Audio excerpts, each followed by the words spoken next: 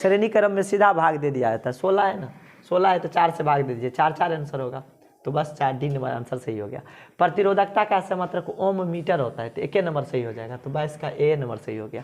अब देखिए कह रहा है 1 किलोवाट की विद्युत हीटर को 220 वोल्ट के स्रोत से जोड़ने पर कितनी धारा प्रवाहित होगी।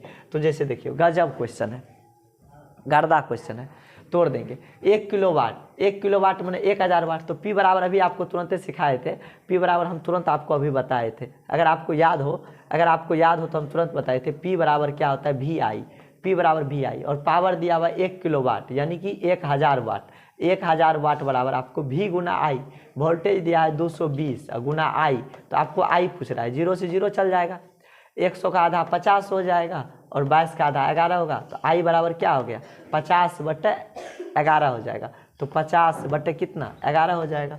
तो उत्तर इसमें क्या ऐसे कर रहा है रे, तो हाँ, तो यहाँ पे क्वेश्चन था, तो अब देख लीजिए 50 में 11 से भाग देके, 11 चौके 44, चौके 44 हो गया, 6 बचा, 6 पर 0 कितना 60, 11 बचा 55, तो देख लिए 4.5 किस में आ रहा है, 4.5 डी नंबर, तो आपका सही है। तो देखें दोस्तों किस तरह से, तो दोस्तों बने रहिए, 2 फार्मूला मैं बताता हूँ, जरूर याद करके रखिएगा। भी बराबर अभी तुरंत बताए थे, अच्छा ये बता देते, ओम का नियम क्या है, भी बराबर आई आर, ठीक है, और एगो पी बराबर W/T, एगो भी बराबर W बराबर वी क्यू, एगो बताए थे आपको W बराबर वी क्यू, एगो P बराबर बताए थे वी आई। तो दोस्तों ये फार्मूला को याद करके रखिएगा, ठीक है, बड़ा इंपॉर्टेंट फार्मूला होता है। आगे बढ़ते हैं, कह रहा है 2 किलोवाट हीटर में कितनी विद्युत धारा का प्रवाह होगा जबकि उसे 100 वोल्ट के स्रोत से जोड़ा गया है। सिंपल बात है, तो आई बराबर आप निकाल सकते हैं P बाय, जैसे कि देखिए हम एगो फार्मूला लिखे थे P बराबर वी आई, तो यहाँ से आई कैसे निकलेगा, तो P में V से आप भाग दे दीजिए, पावर क्या है 2 गुना 1000, 2 गुना 1000 बट्टा आपका वोल्टेज कितना है 100, तो काट दीजिए, तो 10 दूना 20 हो गया आपका, तो 20 एम्पियर किस में है, वो आपका आंसर हो जाएगा सी नंबर, तो सी आंसर हो गया। ओम का नियम क्या है, V बराबर आई आर, तो 1 नंबर सही हो गया। किसी चालक का प्रतिरोध निर्भर करता है, चालक का जो गुण होता है ना वो लंबाई पे भी निर्भर करता है, लंबाई पे निर्भर नहीं करता है, लंबाई कितना लंबा कर दीजिए, चालक का प्रतिरोध लंबाई के समानुपाती होता है, करता है, चालक की लंबाई पर भी करता है, चालक के अनुप्रस्थ काट के क्षेत्रफल पर भी करता है, चालक की प्रकृति पे, सभी पे निर्भर करता है, डी नंबर सभी पे निर्भर करता है। आप जितना बड़ा तार लगाइएगा ना उसका प्रतिरोध उतना ज़्यादा बढ़ जाएगा। विद्युत धारा उत्पन्न करने की युक्ति को क्या कहते हैं, जनित्र कहते हैं या डायनमो कहते हैं या जनरेटर कहते हैं, वही होगा। उसके बाद क्या है, एक विद्युत बल्ब पर 220 वोल्ट से 100 वाट अंकित है, इसके फिलामेंट का प्रतिरोध क्या होगा। गजब धांसू क्वेश्चन है बच्चों, तो इसका प्रतिरोध निकालने का कोशिश करेंगे। इस सब सवाल को बनाने वाला है, अगर कोई टीचर सीधा लिख देता है आंसर तो दिक्कत है, इसको बनाइए। तो पहले 220 वोल्ट से इतना है, तो आई निकाल लीजिए, तो आई बराबर क्या होता है P बटा, अभी तुरंत आप पढ़े थे ना, आई बराबर P बटा V होता है। तो पावर कितना है 100 वाट और आपका वोल्टेज कितना है 220 है, 0 0 काट दीजिए, 10 का आधा 5, 22 का आधा 11, आई इतना निकल गया। तो आप करा प्रतिरोध, तो R बराबर क्या होता है V बटा आई, तो आप V कितना दिया हुआ है आपका 220 और I कितना निकाल के लाया है आप 5/11। अब इसको भागा कर दीजिए 5/11 से, तो 220 गुना 11 बटे कितना 5, तो 5 चौके 20 और 5 चौके 20, तो 44 को आप फिर गुना कर दीजिए 11 से, तो 11 चौके 44 के 4 हासिल 4, 11 चौके 44 4 48, तो 484, तो 484 ओम आपका हो गया सी नंबर आंसर। देखिए मैच कर गया आपका। तो बिल्कुल दोस्तों टेंशन की कोई बात नहीं है, अगर आप हमारे साथ जुड़ चुके हैं तो उम्मीद है कि हम लोग बहुत आगे तक जाएंगे, बने रहिए मेरे साथ। 1 किलोवाट का व्यावहारिक मात्रक है, 1 किलोवाट व्यावहारिक मात्रक क्या है, 1 किलोवाट प्रति घंटा को हम एक यूनिट कहते हैं, वाट कहते हैं, वाट घंटा कहते हैं, तो जूल प्रति यूनिट कहते हैं, सिंपल 1 किलोवाट घंटा को हम यूनिट कहते हैं। अगर आप एक यूनिट को समझिए, अगर आप 100 वाट का 10 बल्ब को 1 घंटा जलाएंगे तो 1 यूनिट उठ गया, या एक बल्ब को 10 घंटा जलाइए 100 वाट का जो रेड कलर का बल्ब होता है, एक बल्ब को 10 घंटा जलाइए या 10 बल्ब को 1 घंटा चलाइए, 1 यूनिट उठ गया। बिजली का फ्यूज का तार बना होता है, फ्यूज का तार किसका बना होता है, टीन का, तांबे और टीन दोनों का, इनमें से कोई नहीं। देखिए जब फ्यूज का तार बनाएंगे ना तो टीन का तो बना नहीं सकते, ठीक है, तांबे का बनाएंगे, और उसका क्या होता है कि फ्यूज का तार बहुत पतला होता है, उसका गलनांक जो होता है उच्च होता है, और प्रतिरोध क्या होता है निम्न होता है। प्रतिरोध उच्च होता है, गलनांक कम होता है, उसका गलता नहीं है वो, गलनांक बहुत ज़्यादा कम होता है, तुरंत गल जाता है वो फ्यूज का तार। फ्यूज के तार देखिए, फ्यूज का तार इस तरह से है। अब ये फ्यूज का तार है तो क्या होगा, ज़्यादा करंट आएगा तो गल जाएगा। तो गलनांक इसका ज़्यादा है, गलनांक इसका क्या है कि ज़्यादा है, ज़्यादा गल जाएगा। इसका प्रतिरोध उच्च होता है कि ये रोक के रखता है।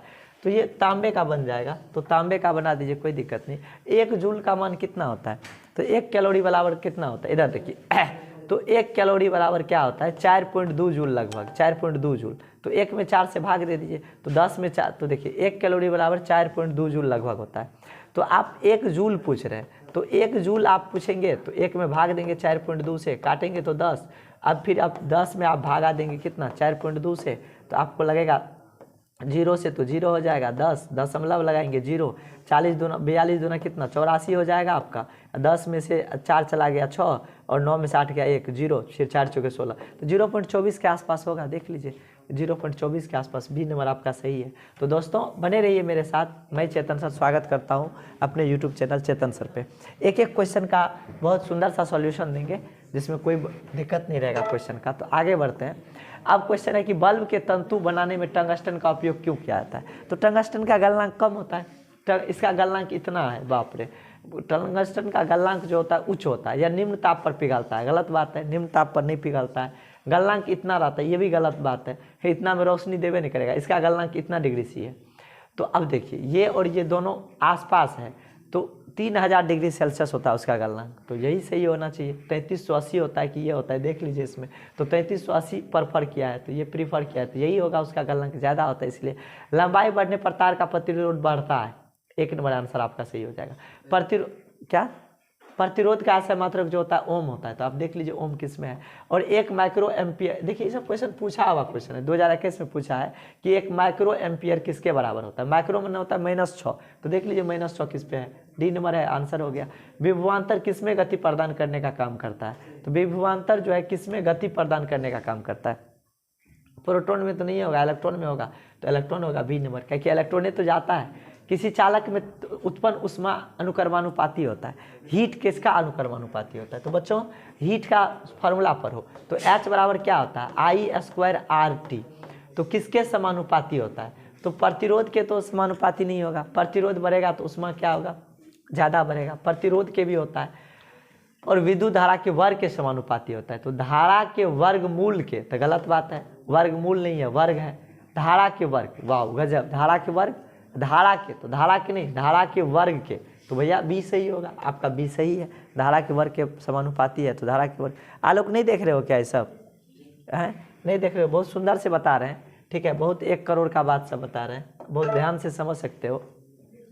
जब किसी चालक तार से विद्युत धारा प्रवाहित होती है तब गतिशील कण क्या होता है, इलेक्ट्रॉन, इलेक्ट्रॉन ही तो जाता है उसमें।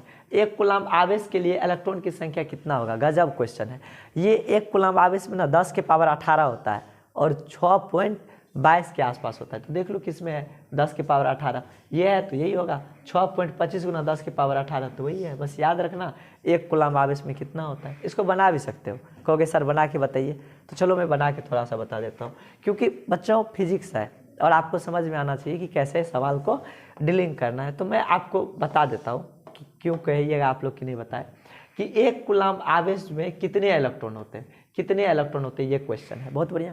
अच्छा बताओ 1 इलेक्ट्रॉन पे कितने आवेश होते हैं, 1.6 × 10 के पावर -19 कूलम्ब, इतना कूलम्ब 1 इलेक्ट्रॉन पे आवेश होते हैं। तो 1 कूलम्ब में कितने होंगे, 1 में इतना से भाग दे दो, तो 1/1.6 गुने 10 के पावर -19। अब ये ऊपर जाएगा तो प्लस हो जाएगा, तो ये ऊपर चला गया तो 10 के पावर 19 प्लस हो गया, नीचे में हो गया 1.6। अब हम क्या किए कि 10 अलग कर लिए, 10 अलग कर लिए, तो 10 गुना 10 के पावर 18, और नीचे कितना रह गया 1.6, ये काटे तो ऊपर 1 0 और हो गया, तो 100/16, ये हो गया 100/16 गुना 10 के पावर 18। तो दोस्तों अब इसको तुम भाग करके देख लोगे तो ये वही आएगा, 6.25 आएगा, 16 छक्के 96 होता है ना, तो 6.25 गुना 10 के पावर 18। तो बच्चों ये जरूर याद रखिएगा कि 1 कूलम्ब आवेश में कितने इलेक्ट्रॉन होते हैं, 10 के पावर 18 करके याद रखिएगा, 6.25 गुना 10 के पावर 18। तो ये अगला क्वेश्चन है, अगर प्रतिरोध R हो करा कि प्रतिरोध का प्रतिरोध R हो और परिपथ में 2 सेकंड में I विद्युत धारा प्रवाहित होती हो तो उत्पन्न ताप कितना होगा। गजब क्वेश्चन है बच्चों, बने रहो मेरे साथ, हम लेके चलते हैं आपको क्वेश्चन के डिस्क्रिप्शन पे। तो H बराबर क्या होता है, I स्क्वायर RT। तो H बराबर H होगा, I का भी मान I है, ठीक है, I है, परिपथ में 2 सेकेंड खाली I स्क्वायर होगा, सेकेंड में I विद्युत धारा प्रवाहित होती है तो I स्क्वायर, R का मान आपको R ही है और समय का मान 2 दे दिया है तो देख लो 2IR square, 2I square R होगा। तो देख लो किस में है यहाँ पे, तो इसमें देखना है कि H बराबर IRT है, किस में है, क्या है। तो H बराबर ये I करा कि अगर प्रतिरोध का प्रतिरोध R हो और परिपथ में 2 सेकेंड में I विद्युत धारा प्रवाहित होती है तो उत्पन्न ताप का मान क्या है। तो H बराबर तो यहाँ पे 2 करके दिया है तो किसी में तो 2 यूज किया ही नहीं है, किसी में 2 यूज नहीं किया है इसका, ठीक है। तो देख लेते हैं क्या दिक्कत है, सवाल को देख लेते हैं। तो कोई दिक्कत, 2 सेकेंड में I विद्युत धारा प्रवाहित होती है, 2 सेकेंड में I, तो 1 सेकेंड में क्या होगा I/T। बात वो भी है ना कि 2 सेकेंड में I, तो 1 सेकेंड में क्या होगा, 1 सेकेंड में क्या होगा I/2, I क्या होगा 2 होगा, तो 1 सेकेंड में I/T होगा। तो H बराबर क्या होता है I स्क्वायर R और T, तो I का स्क्वायर यानी कि I स्क्वायर बटा 4, R के जगह R, T के जगह कितना 2 सेकेंड, तो 2 दूना 4 कट जाएगा, तो I square R/2, I square R/T, 2 के जगह 2 भी है तो देख लीजिए 2 किस में है, तो ये भी इसका नहीं आ रहा है, तो इसमें देख लेते हैं, इसको बनाते हैं। तो हाँ दोस्तों देखिए, जब H बराबर सूत्र होता है आपका I स्क्वायर RT, तो देखिए H बराबर I स्क्वायर RT ये होता है, लेकिन इसमें क्या दिया है कि 2 सेकेंड में I दिया है, जब 2 सेकेंड में दिया है तो यहाँ पे 2 हो जाएगा, तो यहाँ पे 2 करके इसका आंसर हम ये मार सकते हैं, ठीक है। तो चलिए दोस्तों आगे बढ़ते हैं क्वेश्चन नंबर 41 की तरफ। कह रहा है किसी विद्युत स्रोत द्वारा परिपथ में निवेशित शक्ति का मान क्या होगा जब Q आवेश V विभवांतर पर T सेकेंड द्वारा प्रभावित होता है। देखिए गजब क्वेश्चन है कि किसी विद्युत स्रोत द्वारा परिपथ में निवेशित शक्ति का मान पूछ रहा है, शक्ति क्या होगा, यानी P पूछ रहा है आपको, तो P पूछ रहा है। तो देखिए तो P बराबर क्या होता है, आपको पता होगा P बराबर क्या होता है, तो पावर W/T, तो P बराबर क्या होता है W/T, और W बराबर क्या होता है आपका VQ और Q/T, तो यह Q/T क्या होगा I, तो VI हो गया। अब आपका देख लीजिए क्या सब है, कह रहा है कि जब Q आवेश V विभवांतर पर T सेकेंड तक प्रभावित होता है, तो देख सकते हैं जाहिर सी बात है, तो V के जगह तो आपका V दिया है, तो V के जगह तो V है ये है, और आपको Q/T दिया है T सेकेंड तक, तो I होगा, तो VI होगा आपका आंसर, तो VI 1 नंबर निकल गया आपका आंसर, ये होगा, ठीक है। देखें किस तरह से बना दिए, इसका तो यही होगा। यदि चांदी के तार की ताप बढ़ाया जाए तो उसका प्रतिरोध क्या होगा, ताप बढ़ने से प्रतिरोध क्या होता है, बढ़ता है, 1 होगा, 42 का 1 बढ़ेगा। अर्धचालक का ताप बढ़ने पर उसका प्रतिरोध क्या होता है, अर्धचालक का जो ताप बढ़ाने पर प्रतिरोध होता है ना वो घटता है अर्धचालक का, तो इसका घटेगा, ये C नंबर है, स्थिर रहता है। तो देखिए इसमें स्थिर दे दिया है, तो अर्धचालक का प्रतिरोध स्थिर, देखिए इक्वेशन को देखिए, चांदी क्या है, चांदी धातु है, इसको गर्म किए तो प्रतिरोध बढ़ा था, अर्धचालक में स्थिर रहता है, या घटेगा या स्थिर रहता है। इलेक्ट्रॉन पे आवेश कितना होता है देख लीजिए, 1.6 गुना 10 की पावर -19 कूलम, तो इसमें तो है ही नहीं -19 कूलम, यहाँ पे नहीं है, ऑप्शन में C दिया है, तो यहाँ पे माइनस कूलम होगा, यहाँ पे माइनस छूट गया है, माइनस लगा दीजिएगा, ठीक है। तो यहाँ पे माइनस कूलम करके इसको सही कर लीजिएगा। तो यहाँ पे दोस्तों आई होप ये सेशन आपको समझ में आया होगा। जो भी देख रहे हैं, जिसको भी कोई क्वेश्चन डाउट हो, आप व्हाट्सअप सेक्शन में जा सकते हैं, मेरा नंबर आपको मिल जाएगा, आप वहाँ से जुड़ सकते हैं, 8789744029, इतना नंबर से है 8789744029 पे, और मेरा डिग्री है MSc मैथमेटिक्स, ठीक है। तो आप, हम मैथ से हैं, आपको फिजिक्स पढ़ा रहे हैं, तो ऐसा नहीं है कि फिजिक्स नहीं बुझाता है। तो चलिए आज के लिए इतना ही, मिलते हैं फिर कभी।